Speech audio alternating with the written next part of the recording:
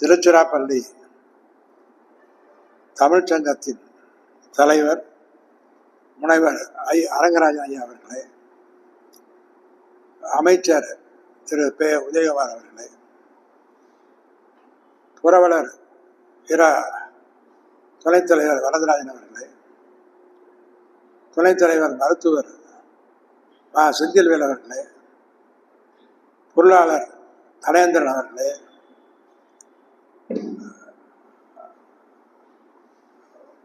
துணை அமைச்சர்கள் மாணிக்கம் அவர்களே, முனைவர் சையத்து சாகிரசன் அவர்களே, இரா துரைமுருகன் அவர்களே, முனைவர் சேலாபதி அவர்களே மற்றும் இங்கே குழுமி இருக்கின்ற சுயநல மக்களை சார்ந்தவர்களே, அவர்களின் பெயர்களை தெரிந்தவர்களை மட்டும் நான் சொல்லுகிறேன்.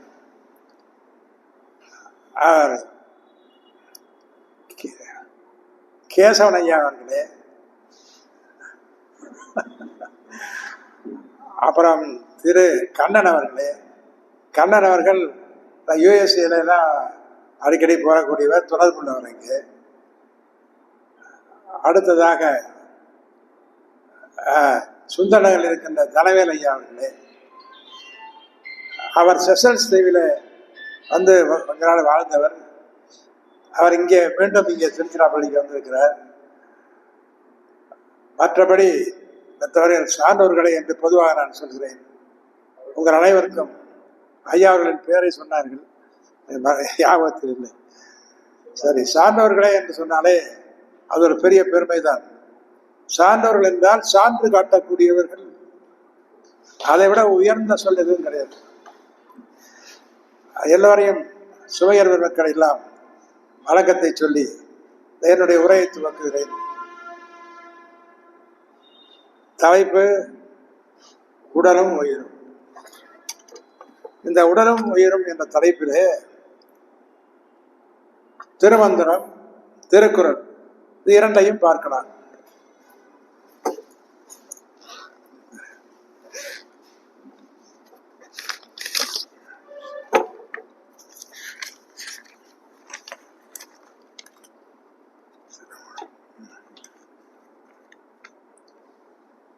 இமயமலை சாரலில் இருந்து ஒரு சித்தர் தென்னாட்டை நோக்கி வருகிறார். அவர் தென்னாட்டில் உள்ள சிவஸ்தலங்களை எல்லாம் பார்த்து தரிசனம் செய்ய வேண்டும் என்று வடக்கே இருந்து தெற்கே வருகிறார். வந்தவர் திருவாவடுதுறை வரை வந்துவிட்டார். திருவாவடுதுறை நுழைவதற்கு முன்னாலே ஒரு துயரமான காட்சியை பார்க்கிறார். ஒரு மனிதன் இறந்து கிடக்கிறான்.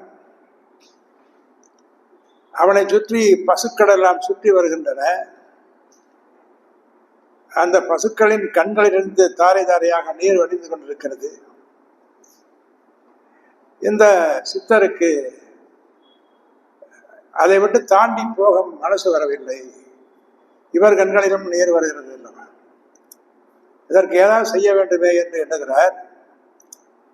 இவர் சித்தர் என்பதால் பரகாய பிரவேசம் செய்கின்ற ஆற்றலை பெற்றவர்.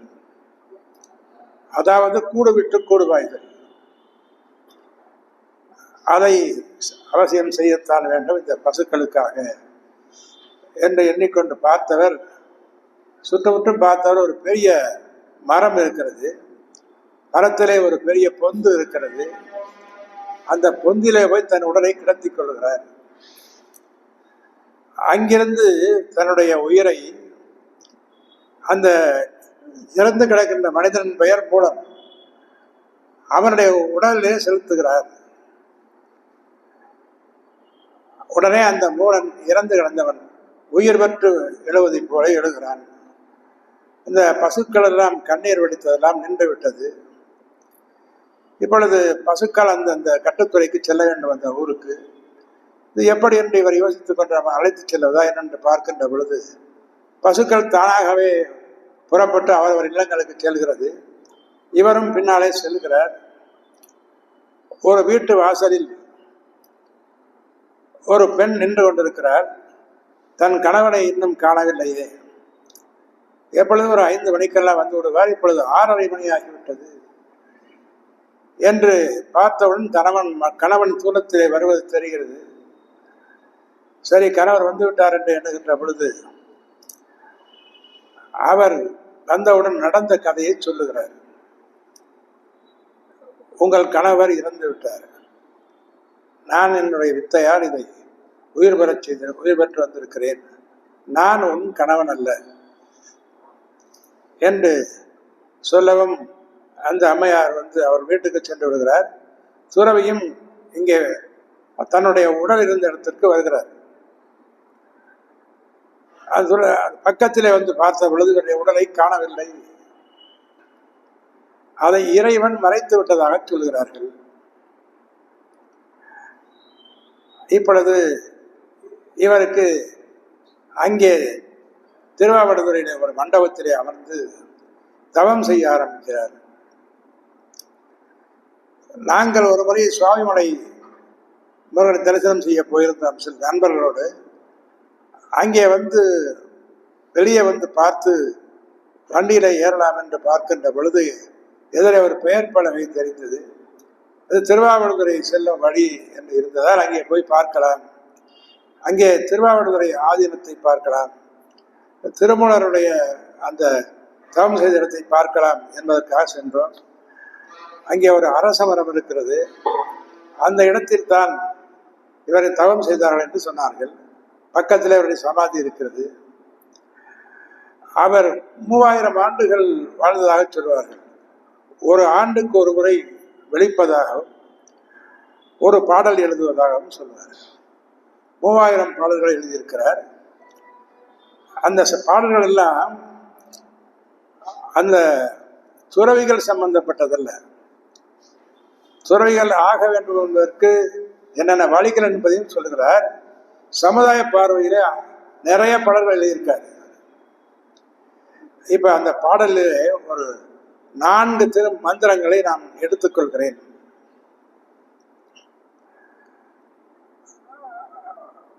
முதல் மந்திரமாக, உடம்பார் அழியின் உயிரார் அழிவர். இந்த உடம்பை விட்டு உயிர் போச்சா இயல்பா எல்லாத்துக்கும் உள்ளதுதான். ஆனா அடுத்த வேலை என்ன சொல்றார், திடம்பட மெஞ்ஞானம் சேரவும் மாட்டார். இந்த உடம்பை எடுத்த பயன் என்ன என்றால் அந்த மெஞ்ஞானத்தை அடைவது. அது துறவிகளுடைய வழி. மெஞ்ஞானத்தை அந்த வழியிலே செல்ல முடியாதவர்கள் நல்ல குருவை தேடி கல்வியை கற்று ஒரு உச்சத்தை அடையலாம் என்று கருத வேண்டும், கருதுகிறார்கள், கருதி வெற்றியும் பெறுகிறார்கள். உடம்பார் அழியின் வீரார் அழிவர், திடம்பட விஞ்ஞானம் சேரவும் மாட்டார். அதனால என்ன வழின்னு பார்த்தார். இப்ப சொல்றார், உயிரை, உடம்புக்கு உயிர் வேணும்ல, உயிர் இல்லாம எதுவும் செய்ய முடியாது, உயிராலையும் எதுவும் செய்ய முடியாது, தனி உடம்பாலையும் எதுவும் செய்ய முடியாது. இப்ப அதுக்கு உபாயம்ங்கிற வார்த்தையை போட்டு ஒரு அதே பாடல் தான் இந்த 2 வரியில் எழுதுறார். உயிரை வளர்க்கும் உபாயம் அறிந்தே உடம்பை வளர்த்தேன் உயிர் வளர்த்தேனே அப்படிங்கிறார். இப்ப இந்த உடலை பாதுகாத்தல்ங்கிறது இதுல வருது. இந்த உடலை பாதுகாத்தல் என்றால் எப்படி பாதுகாப்பது? அது திடம்பட மெஞ்ஞானம் சேர வேண்டும் என்றால் அதற்கேற்ற வழிமுறைகள் இருக்கின்றன. எப்படி இருந்தாலும் இந்த உடல் இருக்க வேண்டும், எத்தனை வருடம் ஆனாலும் இந்த உடல் நன்றாக இருக்க வேண்டும். அதற்கு பொதுவாக இங்கே சமுதாயத்தில் என்ன சொல்லுகிறார்கள், அரை வயிறு உணவு, 1/4 வயிறு தண்ணீர், 1/4 வயிறு காலியாக வைத்து விட வேண்டும் என்று ஒரு அறிவுரையை சொல்லுகிறார்கள். அது ஒவ்வொருவருக்கு ஏற்ற மாதிரி அந்த அறிவுரையை எடுத்துக்கொள்ளலாம். அப்பொழுதுதான் இந்த உடல் நீடித்திருக்கும், நாம் நினைத்ததை சாதிக்க முடியும், அந்த இலக்கை நோக்கி அடைய முடியும், அந்த உச்சத்தை எட்ட முடியும்.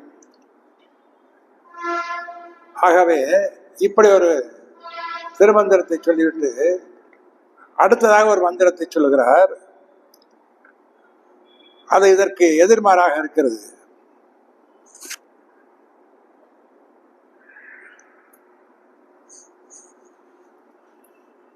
அடப்பண்ணி வைத்தார், அடிசிலை உண்டார், மடக்கொடியாரனும் வந்தனம் கொண்டார். இவர் நிறைய பொருள் சேர்த்து வச்சார், நிறைய பொருள் இருக்கவற்ற. அப்ப விதவிதமான உணவுகளை சாப்பிட்டார், நிறைய சமைக்க சொல்லி நல்ல உணவுகளை சாப்பிட்டார். உணவு ருசியாக இருந்ததால் இவர் அதிகமாகவே சாப்பிட்டார். மடக்கொடியாரிடம் வந்தனம் கொண்டார். அடுத்த வரி, மூன்றாவது வரி. மடக்கொடியாரிடம்னு சொல்லல, மடக்கொடியாரிடம்னு பன்மையில சொல்றார். நல்லவர் தான் அவர், அதுலாம் ஒன்றும் பிரச்சனை இல்லை. அப்போ மாதிரி ஒரு 2 தாரம் 3 தாரம் கூட கட்டியிருக்கலாம், அதனால ஒன்றும் தவறு இல்லை. அந்த காலத்தில் நடந்தது தானே சொல்றாரு. அடப்பண்ணி வைத்தார், அடிசலை கொண்டார், மடக்கொடியாரிடம் வந்தனம் கொண்டார். ஒரு நாள் மதியானம் சாப்பிட்டு அந்த சேர்ல உட்கார்ந்தார். சேர்ல உட்கார்ந்தவர் நெஞ்சு வலிக்குதுன்னு சொன்னார். கீழே விழுந்துட்டார், இறந்து போயிட்டார். இதை மந்திரத்திலே சொல்லுகிறார். மடக்கொடியாரிடம் அடப்பண்ணி வைத்தார், அடிசிலை உண்டார், மடக்கொடியாரிடம் வந்தனம் கொண்டார். இடப்பக்கமே இறை நொந்ததென்றார், கிடக்கப்படுத்தார் கிடந்தொழிந்தாரே. 2வது மந்திரம் முடிஞ்சிருச்சு. இப்ப அடுத்தது என்னது? இவர் இந்த உடம்பை பாதுகாக்கலை. அதான் முதல் மந்திரத்துக்கும் இதுக்கும் நேர்மாறானது இருக்கு. இவர் உடலை பாதுகாத்திருந்தால் இந்த மெஞ்ஞானம் சேர வேண்டிய அவசியம் கூட இல்லை. மற்ற உடல்ல உயிர் தங்கி இருக்கும் அல்லவா. அடுத்தது என்ன? அடுத்தது பொதுவாக அவர் இறந்துட்டார். அடுத்து என்ன செய்ய போறாங்கன்னு இந்த ஒரு மந்திரத்துல சொல்றாரு. அது இயல்பா எல்லா இடத்துலையும் நடக்கிறது தான். அது என்ன சொல்றார்? ஊரெல்லாம் கூடி ஒழிக்க அழுதிட்டு பேரினை மாற்றி பிணம் என்று பெயரிட்டு சூறையாங்காட்டினில் கொண்டு போய் சுட்டிட்டு நேரினில் மூழ்கி நினைப்பொழிந்தார்களே. அவ்வளவுதான், முடிஞ்சிருச்சு. அப்புறம் அவங்க இடத்துக்கு போயிடுவாங்க, வீட்டுக்கு போயிடுவாங்க, ஊருக்கு போயிடுவாங்க இல்லையா. அப்புறம் அதான் முடிஞ்சு வச்சிடுறது. அடுத்தது இன்னொரு மந்திரத்தை பார்த்துடலாம். இந்த முதல்ல ஒரு சொன்னார்ல, உடம்பாரடையின் உயிரார் அடைவர், திடம்பட விஞ்ஞானம் சேரவு மாட்டார்னு சொன்னார்ல. இந்த திடம்பட விஞ்ஞானம் எப்படி சேர்வது? இந்த உடம்பை பார்த்து கொண்டால் மட்டும் போதுமா? அதற்கு நல்ல குருவை தேட வேண்டும். அவரிடம் கற்க வேண்டியதை கற்க வேண்டும். அப்பொழுதுதான் அந்த உச்சத்தை அடைய முடியும். அப்படி அந்த குரு எப்படி அமைய வேண்டும் என்பதை சொல்வதை விட எப்படி அமையாவிட்டால் எப்படி இருக்கும் என்பதை சொல்கிறார். அமையாவிட்டால் எப்படி இருக்கும் என்பதை சொன்னாலே எப்படி அமைய வேண்டும் என்று நமக்கு தெரிந்துவிடும். சொல்லுகிறார். பொதுவாக அறிவுக்கு ஆசிரியரை விளக்கேற்றி வைத்தல் அப்படிம்பாங்க. அப்ப அந்த குருட்டினை நீக்கிறது. அதாவது ஆரம்பத்துல பொதுவாக ஒரு பிள்ளைங்களுக்கு எப்படி இருக்கும், ஒரு குருட்டுத்தன்மை தான் இருக்கும். குருடுங்கிறது என்ன? தெரிந்து கொள்ளாமல் இருத்தல். அப்புறம் அதை வயதாயிருச்சு, 10-15 வயதாயிருச்சு, அப்பவும் தெரியாமல் இருந்தா எப்படி? அதற்கு ஒரு நல்ல குருவை தேடி அந்த குருட்டை போக்க வேண்டும் என்பதற்காக ஒரு 4 வரிகளில் ஒரு மந்திரத்தை சொல்லுகிறார். குருட்டினை நீக்கும் குருவினை கொள்ளார். குருட்டை நீக்கிற குருவை தேடி போக மாட்டாராம். இது யாரோ சொன்னாருங்கிறதுக்காக ஏதோ ஒரு இடத்துல போறது. அடுத்த வரையில சொல்றார், 2 ஒரே பொருள் தான் வருது. குருட்டினை நீக்கா குருவினை கொள்வார். இந்த குருட்டுத்தன்மையை விலக்கி அறிவை புகட்ட புகட்டாதவற்றை போய் சேருவாராம். புகற்றவற்றை சேர்றதில்லை. அதுக்கு என்ன சொல்றாரு, கொஞ்சம் கடுமையான வார்த்தையை போடுறாரு. குருடும் குருடும் குருட்டாட்டமாடி குருடும் குருடும் குழி விடுமாறே அப்படிங்கிறாரு. அதனால பயன் இல்லை, ஒரு நல்ல குருவை தேடுங்க அப்படின்ற பொருள்ல அதை சொல்றாரு. இப்ப திருமந்திரத்துல முடிஞ்சுட்டு அடுத்து திருக்குறளுக்கு வந்துடலாம். இப்ப திருமந்திரம் நிறைய இருக்குது, அது பேசினா கிட்டத்தட்ட 3 மணி நேரம் 4 மணி நேரம் பேசுறது. இப்ப அடுத்து திருமந்திரம் கடைசியா நான் ஒண்ணு சொல்றேன். இப்ப திருக்குறளுக்கு வந்துடலாம்.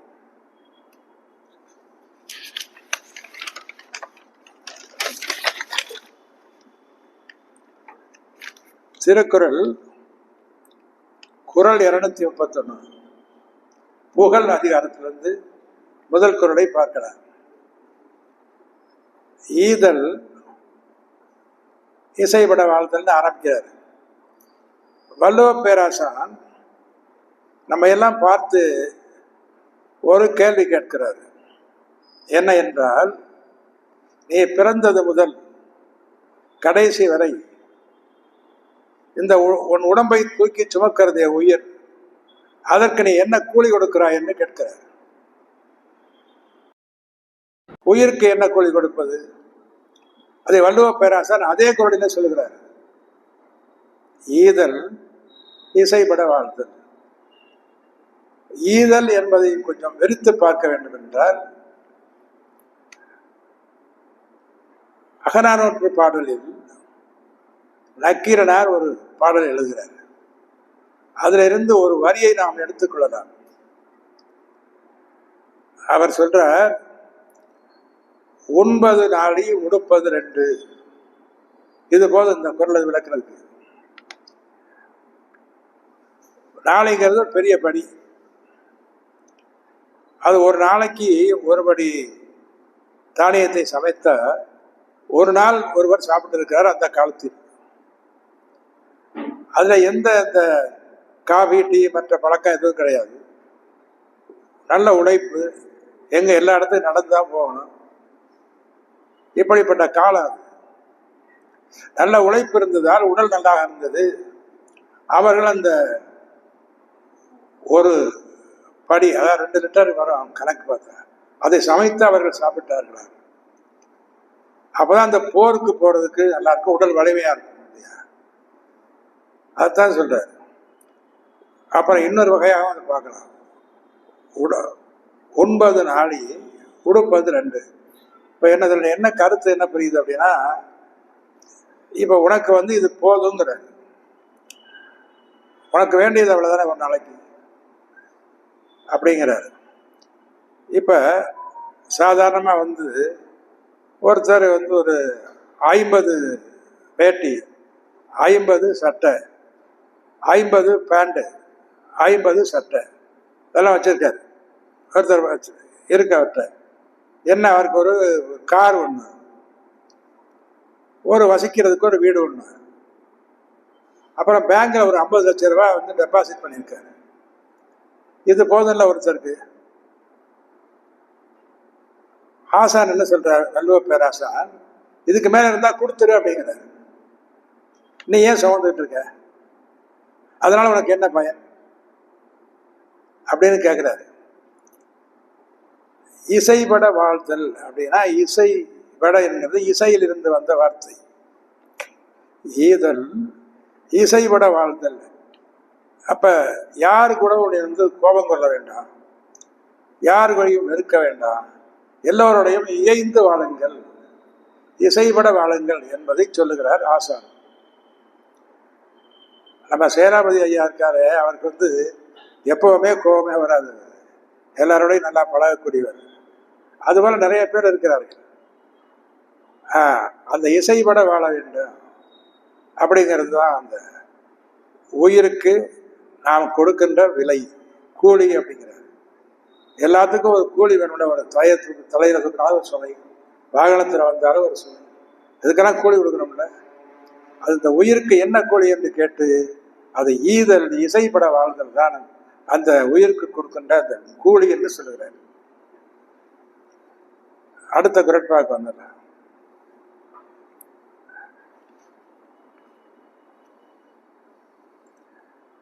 குறள் 338, அதிகாரம் நிலையாமை.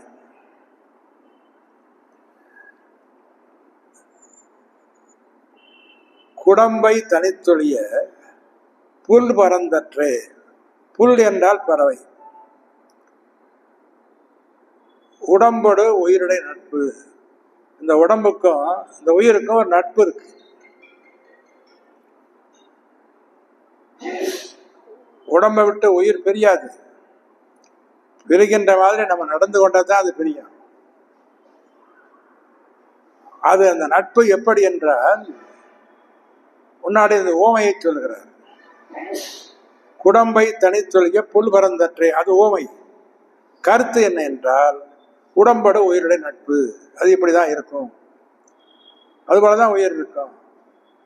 சிலர் சொல்வார்கள், இந்த கூடு கட்டி இருக்கிற பறவை இல்லை, அந்த காலத்திலே வானத்திலே நமக்கு கண்ணுக்கு தெரியாத அளவுக்கு உயரத்திலே பறக்கின்ற பறவைகளும் இருந்திருக்கின்றன.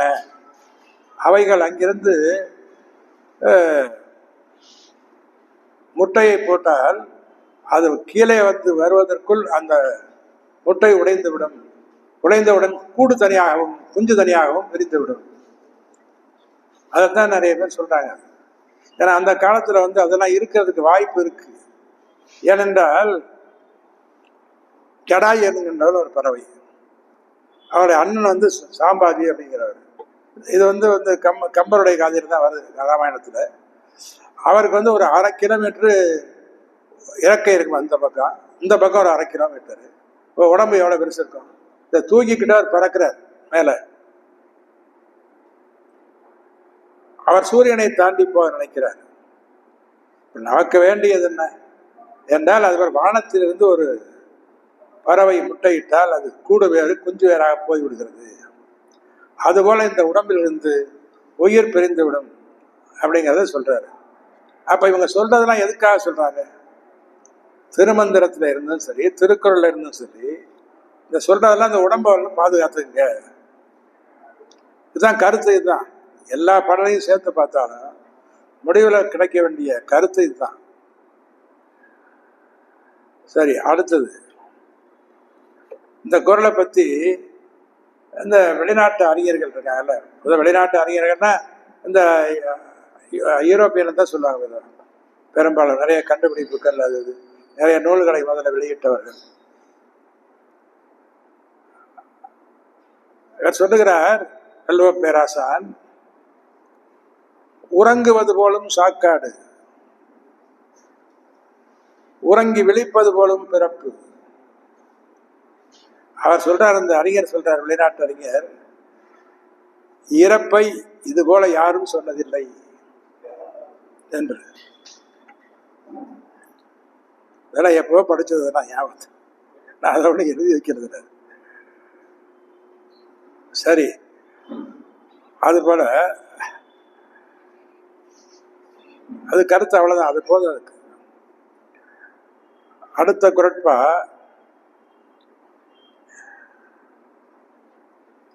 இந்த புக்கில் துச்சில் என்கின்ற 2 சொற்களை வைத்து ஒரு குரட்பாவை யாத்திருக்கிறார் வள்ளுவ பேராசார்.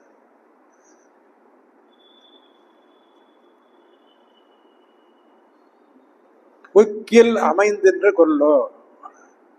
இந்த கொல்லோங்கிற வார்த்தையெல்லாம் போறாரு பாருங்க, அது போல கேள்விக்குறி வரணும் அந்த இடத்துல. இப்ப இன்ப குரல்ல சொல்றாரு, அடங்கு கொல் ஆய்மயில் கொல்லோ. இவர் தேவலோக பெண்ணோ இல்லை மயிலோ என்று கேட்கிறார் அல்லவா. அதுபோல இதுல என்ன சொல்றார், புக்கில் அமைந்தென்று கொல்லோ. இந்த உயிருக்கு ஒரு நிரந்தரமான வீடு கிடைக்கவில்லையா அப்படிங்கிறார். ஏனென்றால் உடம்பினுள் துச்சில் இருந்த உயிருக்கு, துச்சில் அப்படின்னா வாடகை வீடு, புக்கில் அப்படின்னா சொந்த வீடு. இதுக்கு ஒரு சொந்த வீடு கிடைக்கலையா, வாடகை வீட்டிலே வருது. ஒருத்தருடைய அந்த வீடுங்கிறது நம்ம உடம்பு தான். எல்லாம் அந்த உடம்பும் உயிரும் உடம்பு பார்த்தா எல்லாமே வருது. இந்த உடம்பில் குடியிருந்த உயிர் என்ன செய்யுது? இந்த வீட்டை காலி பண்ணிட்டு அடுத்த வீட்டுக்கு போயிடுது. அங்கிருந்து அந்த வீட்டை காலி பண்ணிட்டு இன்னொரு வீட்டுக்கு போயிடுது. அதனாலதான் வள்ளுவர் ஆசான் ரொம்ப ஆச்சரியப்படுற மாதிரி சொல்றாரு. மக்களெல்லாம் கூடியிருக்கிறார்கள். இது போல உயிரை பற்றி பேச்சு வருகிறது. உயிரை பற்றி சொல்லுகிறார். உயிரே, உனக்கு நிரந்தரமான வீடு கிடையாதா? நீ வாடகை வீட்டில் தான் குடியிருப்பாயா? ஒவ்வொரு வீட்டாக நீ தேடி செல்கிறாய். அப்படி என்றால் என்ன பொருள்? ஒவ்வொரு மனிதனும் இறந்து விடுகிறான். உயிர் அடுத்த இடத்துக்கு போகுது. அங்கே இருக்கவனும் இறந்து போகிறான். இப்படியே அது எல்லா இடத்துக்கும் போய் வருகிறது என்பதாக இந்த குறளை அமைத்திருக்கிறார் வள்ளுவர் பேராசான். அடுத்த குறளை பார்ப்போம்.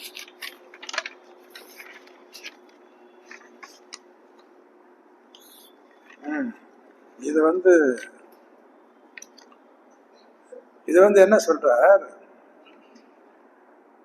உயிருடம்பின் நீக்கியார் என்ப செய்யுடம்பின் செல்லாத்தி வாழ்க்கையவர் அப்படிங்கிறது குறள். அது கொஞ்சம் நல்லா விளக்கம் சொன்னாதான் சரியா இருக்கும். இப்ப மருத்துவமனையில் பார்த்தாலும் சரி, என்ன சில பேர் கால் உடைஞ்சு கட்டு போட்டிருப்பாங்க, கை உடைஞ்சு கட்டு போட்டிருப்பாங்க. சில பேருக்கு ஹார்ட் பிரச்சனை இருக்கும், சிலருக்கு லங்ஸ் பிரச்சனை இருக்கும், சில பேருக்கு உடம்பெல்லாம் புண்ணா இருக்கும். அதுதான் சொல்றாரு வீட்டுக்கு செய்யுடம்புங்கிறார். ஏன் இவங்க எல்லாம் இப்படி இருக்காங்க? ஆசான ஒரு கேள்வி கேட்டுக்கிறார் தன்னையே. இவங்க எல்லாரும் ஏன் இப்படி இருக்காங்க? என்ன காரணம்? அதுக்கு காரணம் என்ன எனில், இவர்கள் எல்லாம் இதை இந்த வார்த்தை, இந்த குறளை ரொம்ப கவனமா சொல்றாரு. அவர் சொன்ன மாதிரி சொல்லாம என்பர் அப்படிங்கிறார். உயிருடம்பின் நீக்கியார் என்ப மக்கள் சொல்வார்கள். என்ன சொல்வார்களா? இவர்கள் எல்லாம் முன்பு ஒரு உடம்பிலிருந்து உயிரை பிரித்தவர்கள். இவர்கள் எல்லாம் கொலையாளிகள், உடம்பிலிருந்து உயிரை நீக்கியவர்கள் என்று உலகோர் சொல்வார்களா அப்படிங்கிறார். ரொம்ப கவனமா எழுதியிருக்காரு. அவரே சொன்ன மாதிரி எழுதாம, இல்லாடி தலைவன் தலைவின்னு சொல்லி அவங்க கூட்டா கூட சிலர் சொல்லுவாங்க. வறுமையும் நோயும் உடையவர்களாக துன்புற்று உழல்வோரை மற்றவர் இவர்கள் கடந்த காலங்களில் கொலை பல செய்தவர் என்பர் அப்படிங்கிறாங்க உரையாசிரியர்கள். அடுத்த குறட்பா இந்த பகைத்திறன் தெரிதல். அது மன்னருக்கு சொன்னது. மன்னருக்கு சொன்னது என்றால் அப்போது மன்னர்கள், இப்பொழுது எல்லாம் இந்த குடியரசு, இது எல்லாத்துக்குமே அது பொருந்தது.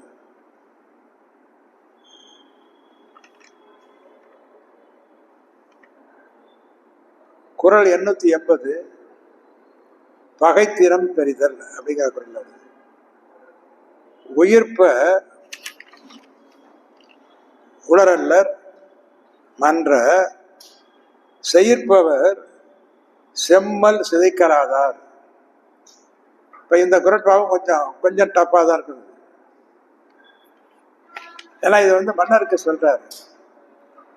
இப்போது மன்னராட்சி நடக்கிறது. அந்த காலத்துல மன்னர்னா நிறைய நாடுகள் இருக்கும் இல்லையா? எல்லா நாடுகளும் ஒற்றுமையா இருக்குன்னு சொல்ல முடியாது. பக்கத்து நாட்டு மன்னர் இவர் மீது பகை கொண்டிருக்கலாம். ஒவ்வொரு நாட்டுக்காரர்களும் ஒற்றர் படையை அனுப்பி இருப்பார்கள் அல்லவா? ஒற்றர் செய்தி சொல்லுகிறார். எப்படி சொல்லுகிறார்? பக்கத்து நாட்டு மன்னர் அவர் இங்கே படையெடுத்து வருவதற்கு திட்டம் போடுகிறார் என்று ஒவ்வொரு நாளும் செய்தியை சொல்லிக் கொண்டே இருக்கிறார். இப்பொழுது சிஐஏ உலக நிறுவனம்லாம் சொல்றோம்ல, அது உழவு நிறுவனம் அப்போ இருந்துச்சு, இப்போ இருந்துச்சு. உழவு நிறுவனம் எல்லாமே எதுவும் செய்ய முடியாது. அப்ப என்ன செய்யணுங்கிறாரு வள்ளுவ பேராசார், என்ன சொல்றார், படையெடுத்து வர்றான்னு தெரியுதில்ல, செய்தி வந்துருச்சு இல்ல, நீ படையெடுத்து சென்று முதலில் அவனை அடித்து விடு அப்படிங்கிறார். நீ அவன் படையெடுத்து வர வர நீ ஏன் காத்துக்கிட்டு இருக்க? அப்படி காத்து கொண்டிருந்தால் உன்னை அவன் அழைத்து விடுவான் அப்படிங்கிறார். இதுதான் கருத்து.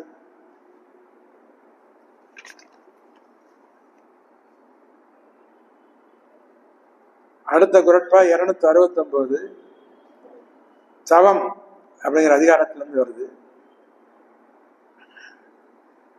இதுல யமனை பத்தி சொல்றாரு. கூற்றம் குதித்தலும் கைகூடும். கைகூடும்னா என்ன? யமன் குதித்தலம்னா என்ன? ரொம்ப அவசரப்படுற மாதிரி. அது கை கூடும், யமனை வெல்லலாம் அப்படிங்கிற மாதிரி சொல்றாரு. கூற்றம் குதித்தலும் கைகூடும். அது எப்படி கைகூடும்? நோற்றலின் ஆற்றல் தலைப்பட்டவர்க்கு. இப்ப கடைசியா இப்ப திருமந்திரத்துக்கு வந்துட்டாரு. இப்ப இந்த மார்க்கண்டேயன் அர்த்தம் இல்லையா, தெரியல. மார்க்கண்டேயன் தாய் தந்தையருக்கு குழந்தை இல்லை. ஆகவே சிவபெருமானிடம் முறையிட்டார்கள், எங்களுக்கு குழந்தை இல்லை, குழந்தை வர வேண்டும் என்று கேட்டார்கள். அதுக்கு சிவபெருமான் என்ன சொன்னார், உங்களுக்கு நல்ல புத்தி கூர்மையுடைய நல்ல அறிவுள்ள ஒரு குழந்தை 16 வயதிலே வேண்டுமா, இல்லை 70, 80, 100 வயது இருக்கின்ற ஒரு எந்த ஆற்றலும் இல்லாமல் சாதாரணமா மண்ணில் பிறந்தோம் வாழ்ந்தோம் மறைந்தோம் என்று இருக்கின்ற பிள்ளை வேண்டுமா என்று கேட்கிறார். இவர்கள் சொல்லுகிறார்கள், எங்களுக்கு 16 வயதுள்ள குழந்தை, நல்ல அறிவு தீட்சண்யமான ஒரு குழந்தை எங்களுக்கு வேண்டும், அது போதும் என்கிறார்கள். இப்ப மார்க்கண்டேயனுக்கு 16 வயது ஆயிடுச்சு. அது மார்க்கண்டேயனுக்கு தெரியும் இல்லையா. அவர் சொல்லி 16 வயதுல தாய் தகப்பன் சொல்லியிருப்பாங்கல்ல, உனக்கு 16 வயதுல தான் உயிர் போகக்கூடியது என்று சிவன் வரம் கொடுத்திருக்கிறார் என்று. இப்ப சிவனுடைய பாதத்தின் பக்கத்திலே அமர்ந்து கொள்கிறார் அந்த மார்க்கண்டேயர். இப்பதான் இந்த யமன் என்ன சொல்றான், கூற்றம் குதித்தலும் கைகூடும் அப்படிங்கிறார். எப்படி கைகூடும்? இவர் மார்க்கண்டேயர் உடனே பாசக்கயிறு வீசுவதற்கு முன்றே சிவனுடைய காலை கட்டி பிடித்துக் கொள்கிறார். யமன் பாசக்கயிற்றை வீசுகிறான். அந்த பாசக்கயிறு சிவனுடைய கால்களையும் சுற்றி விடுகிறது. சிவனை காலால் எட்டி உதைக்கிறார். சிவன் யமனை காலால் எட்டி உதைக்கிறார். இந்த காலன் என்கின்ற யமன் எங்க தள்ளி போய் விழுந்து விடுகிறான். இன்னும் சொல்ல போனால் அவன் இறந்து விடுகிறான். என்னுடைய காலை பற்றி இருக்கிறவனுடைய உயிரை நீ எடுக்க எப்படி எடுக்கிறான் என்று இவர் தான் ஆணையிட்டவர். இப்போ ஒவ்வொரு டிபார்ட்மெண்ட்டுக்கும் சொல்ற மாதிரி இவர் தான் யமனுக்கு அந்த முழு அதிகாரத்தையும் கொடுத்தவர் இந்த சிவன் தான். அதிகாரத்தையும் கொடுத்துட்டு இந்த மாதிரி சூழல்ல தன்னுடைய பக்தனை காப்பாற்ற வேண்டும் என்று அவர் யமனை காலால் உதைக்கிறார். பாரதி சொல்வார், காலா சற்று இங்கே வாடா, காலால் உதைப்பேன் போடா அப்படின்னார். அதுபோல அவர் ஒரு மன தைரியத்துல சொன்னார், அவ்வளவுதான். ஆனா சீக்கிரமா 39 வயதுல இறந்துட்டார். இப்ப யாருக்கு குரல் என்ன சொல்லுது அப்படின்னா, கூற்றம் குதித்தலும் கை கூடும் அப்படிங்கிறார்ல. எப்படி கை கூடும்? இது மார்க்கண்டேயன் பிறப்பால் வந்தார். அப்படி எப்படி மற்றவங்களுக்கு எப்படி கை கூடும்? நோற்றலின் ஆற்றல் தலைப்பட்டவர்க்கு. அதே நோன்பு தான். நம்ம இயற்கை நினைச்சு கும்பிட்டாலும் சரி, இறைவனை நினைச்சு கும்பிட்டாலும் சரி, எந்த இறைவனை நினைச்சு அவன் சரி, அந்த நோன்பு நோக்கணும். நோன்பு என்றால் தவம். தவங்கிற அதிகாரத்துல தான் வருது. ஆமா. அப்படி தினம் தினம் சில பேர் இறை வழிபாடு செய்து தன்னுடைய கடமைகளையும் செய்து அவர் திருவந்தத்தை சொன்ன மாதிரி உடம்பையும் பாதுகாத்து கொண்டு இருந்தால் நீண்ட நாள் இருக்கலாம். யமன் நெருங்க முடியாது. இப்படி இருந்த ஒரு காலத்தில் முன்பு அதற்கு மேல் வாழ்ந்தவர்கள் எல்லாம் இருந்திருக்கிறார்கள். ஒரு 150 வயது, 200 வயது, 250 வயது உடையவர்கள்லாம் இருந்திருக்கிறார்கள். இப்போ அவர்களெல்லாம் இருந்து என்ன என்ன செய்கிறார்கள்? எதுவும் செய்ய முடியாது. 100 110 வயதானால எல்லாம் மறந்துடும். ஒரு வேலையும் செய்ய முடியாது. 120 130 என்ன செய்ய முடியும்? இப்படி காலை குத்த வச்சு இப்படி கையை இப்படி வந்து நுடக்கி கொண்டு இருப்பார்கள். அவ்வளவுதான், அவங்களால முடிஞ்சது அவ்வளவுதான். ஆனால் கண் மட்டும் விழித்து கொண்டிருக்கும். யாராவது வந்தால் விழித்து விழித்து பார்ப்பார்கள். அதனால என்ன செய்வார்கள்னா, எப்படி ஒரு வருஷம் பார்ப்பாங்க, 2 வருஷம் பார்ப்பாங்க. அது ஒன்றும் தேராதுன்னு நல்லாவே தெரியும். ஆனால் உயிர் போகலை.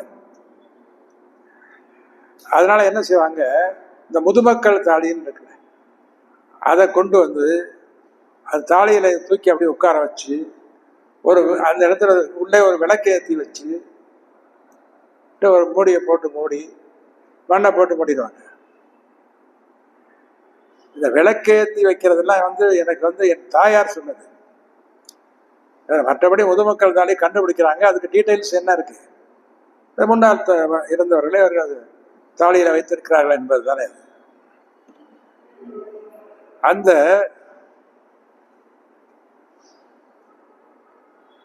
அந்த இதோட வந்து அது இந்த கூற்றம் குதித்தலும் கைகூடும் அப்படிங்கிறது குறள் முடிஞ்சுது. அடுத்தது குறள் 334 நிலையாமை அதிகாரம். இதுல என்ன சொல்றாரு அப்படின்னா,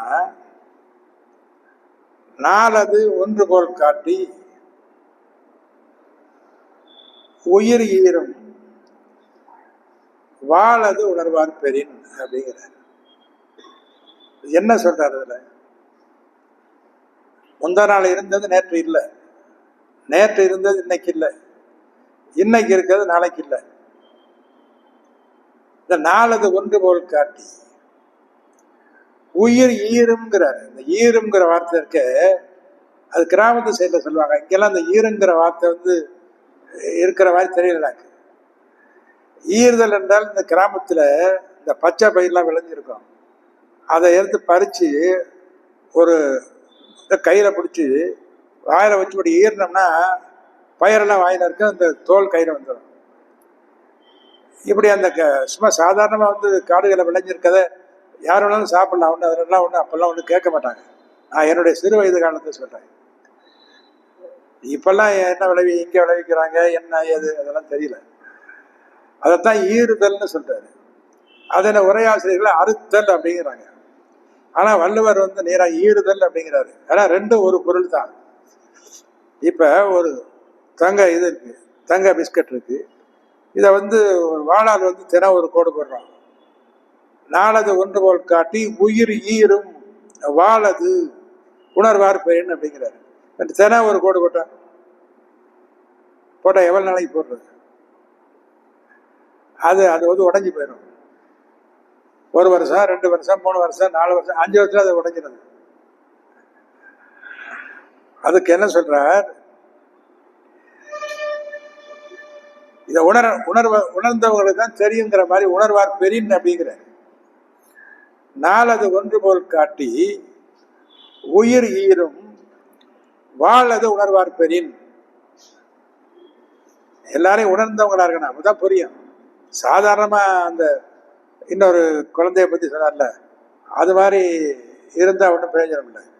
எல்லா மனிதர்களும் அவரவர் சக்தி கேட்டபடி எல்லாவற்றையும் முடிந்தவரை கற்று உச்சத்தை தொட வேண்டும். அதனால உயிர் வந்து இப்படிப்பட்டது, ஒவ்வொரு நாளும் கடந்து கொண்டே போகும். இதுல வந்து இதுக்கு ஒரு உதாரணமா இந்த குண்டலகேசன் வந்து ஒரு பாடலை நான் சொல்றேன். குண்டலகேசி ஆசிரியர்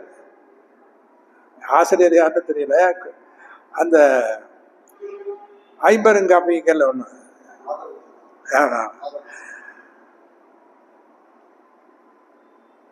அவர் பருவத்தை சொல்லிக்கிட்டே வர்றாரு. நாளதுங்கிறார்ல வள்ளுவ பேராசார், பருவத்தை சொல்லிக்கிட்டே வந்து கடைசியா 4 முடிக்கிறார். பாலையான் தன்மை செத்தும் பாலனான் தன்மை செத்தும்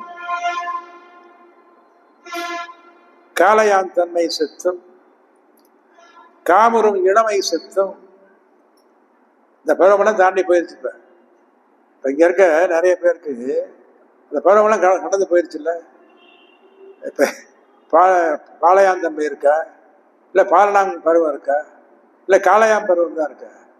காமுறும் இளமை செத்தும் அதுவும் போயிருச்சு. அதுக்கப்புறம் என்ன 40-50 உள்ளதா பண்ணியிருப்பாங்க. இதை வந்து என்ன சொல்ற, பாளையான் தன்மை செத்தும் பாலனாம் தன்மை செத்தும் காளையான் தன்மை செத்தும் காமரும் இளமை செத்தும் மேலும் இவ் உலகில் என்ன மேல் வரும் மூப்புமாகி. அது வர சொல்லிட்டாரு, மூப்பு வர சொல்லிட்டாரு.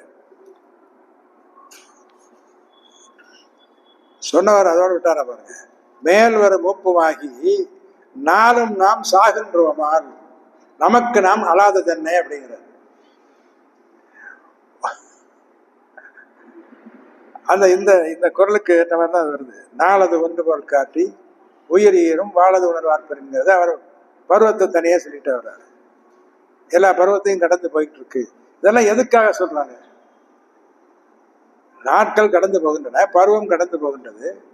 அதற்கு முன்னாலே நாம் மனதில் எண்ணியபடி அந்த சாதனையை நிகழ்த்தி உச்சத்தை தொட வேண்டும் அப்படிங்கிறதான் இந்த ஆரியர்களுடைய இதெல்லாம். அதுதான், அதைத்தான் நம்ம வந்து பிள்ளைங்களுக்கு கற்றுக் கொடுக்கணும். அதுதான் நம்மளும் செய்யணும். தான்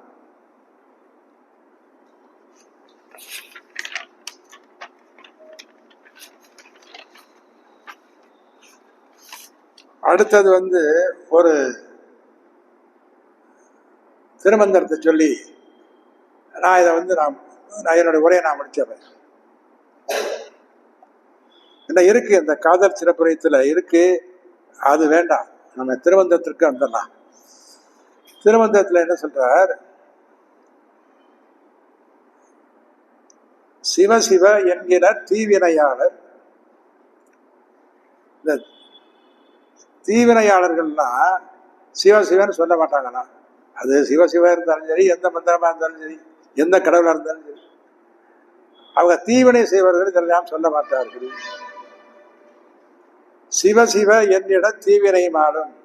நீ திரும்ப திரும்ப சொல்லு, உன்கிட்ட இருக்க அந்த தீய குணமெல்லாம் அழிஞ்சு போயிடும் அப்படிங்கிற.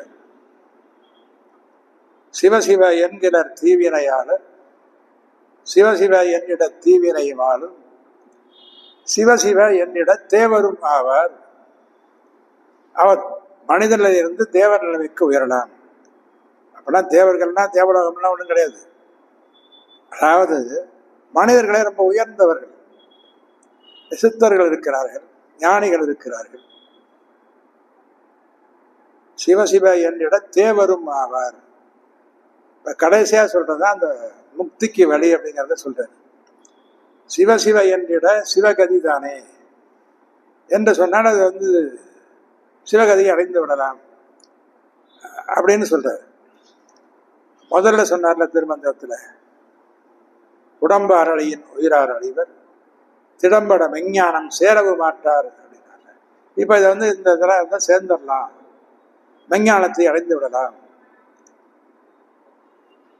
எல்லோரும் போற்றுகின்ற வகையில எல்லோரும் வாழ்ந்து உச்சத்தை பெறுவார்களேயானால் இந்த பதவிகளை, இந்த திருக்குறள், திருமந்திரம் இவற்றில் உள்ள கருத்துக்களை தன் மனதிலே வாங்கி கொண்டு அதன்படி வாழ்வார்கள் என்ற நம்பிக்கையை சொல்லி, இதுவாறு இந்த உரையை கேட்பதற்கு அமர்ந்திருக்கின்ற சிவஞான பெருமக்களுக்கு நான் நன்றியை சொல்வதுடன் எனக்கு வாய்ப்பை வழங்கிய திருச்சிராப்பள்ளி தமிழ்ச்சங்கத்தார் அனைவருக்கும் நன்றியை சொல்லி நிறைவு செய்கின்றேன். நன்றி, வணக்கம்.